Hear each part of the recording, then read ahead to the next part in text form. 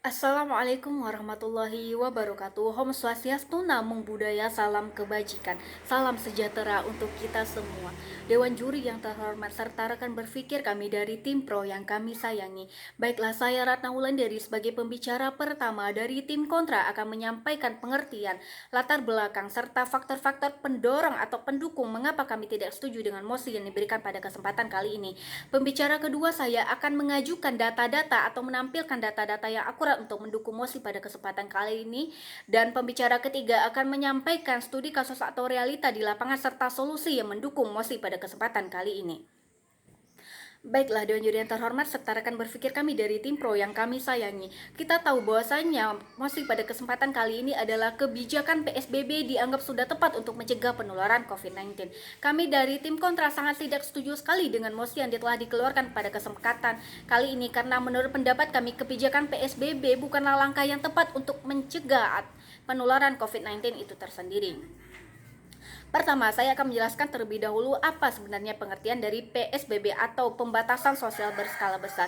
Menurut Peraturan Pemerintah Undang-Undang RI Nomor 9 Tahun 2020 menyatakan bahwasanya PSBB adalah pembatasan kegiatan tertentu bagi penduduk di dalam suatu wilayah yang diduga terinfeksi COVID-19. Sedangkan istilah PSBB itu tersendiri dikeluarkan oleh Presiden RI yakni Joko Widodo, yang ketika itu melakukan rapat dengan beberapa menteri pada tanggal 30 Maret 2020. Di dalam rapat tersebut, Presiden RI Joko Widodo menyatakan bahwasanya meminta untuk pembatasan sosial berskala besar ini dapat diterapkan dengan baik untuk mencegah pencegahan COVID-19 itu tersendiri didukung dengan adanya darurat sipil. Kami dari tim kontra tidak sepakat sekali dengan mosi pada kesempatan kali ini, karena menurut pendapat kami PSBB itu tidak dapat diterapkan di Indonesia. Kita melihat bahwasanya tingkat kesadaran masyarakat Indonesia atau tingkat kedisiplinan yang dimiliki oleh masyarakat Indonesia sangatlah rendah, dan jika diterapkan pun PSBB maka akan banyak terdapat pelanggaran-pelanggaran yang dilakukan oleh masyarakat itu tersendiri, yakni masyarakat Indonesia. Faktor pendorong kami menyatakan bahwasanya PSBB bukanlah langkah yang tepat untuk mencegah penularan COVID-19. Yang pertama adalah kalau penerapan PSBB atau karantina hanya dilakukan oleh sepihak atau ditetapkan oleh pemerintah tanpa adanya persetujuan terhadap masyarakat setempat, maka hal itu akan dapat menimbulkan ketidakpuasan masyarakat terhadap peraturan yang telah dibentuk oleh pemerintah.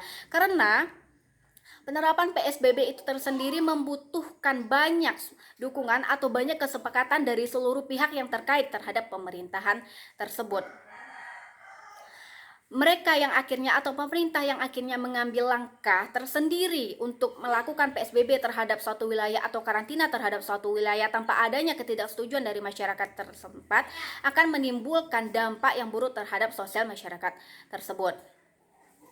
Hal lain yang dapat kita lihat bahwasanya adanya faktor yang tidak kami setujui terhadap PSBB yang dianggap sebagai tempat untuk penanganan COVID-19 tersendiri, yakni pada sektor ekonomi. Tidak bisa kita pungkiri bahwasanya sektor ekonomi berpengaruh buruk terhadap masyarakat Indonesia dengan adanya PSBB itu tersendiri. Telah banyak kita lihat di berita-berita bahwasanya telah banyak pegawai yang dirumahkan, sehingga ini sangat berdampak sekali terhadap kesejahteraan masyarakat di dalam daerah tersebut.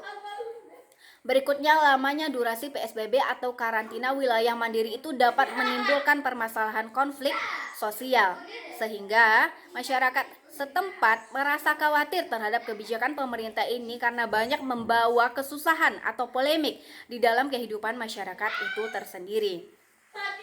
Dewan juri yang terhormat serta rekan berpikir kami dari tim pro yang kami sayangi, saya sebagai pembicara pertama telah menjelaskan latar belakang, berikutnya akan dijelaskan dengan data-data yang lebih akurat oleh pembicara kedua saya.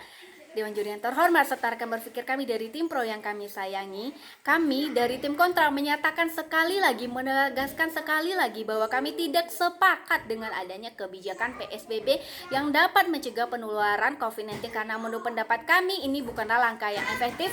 Sekali lagi dengan tanda kutip kita melihat bahwasanya tidak dapat diterapkan di Indonesia dengan masyarakat yang memiliki tingkat kedisiplinan yang rendah. Cukup sekian, terima kasih.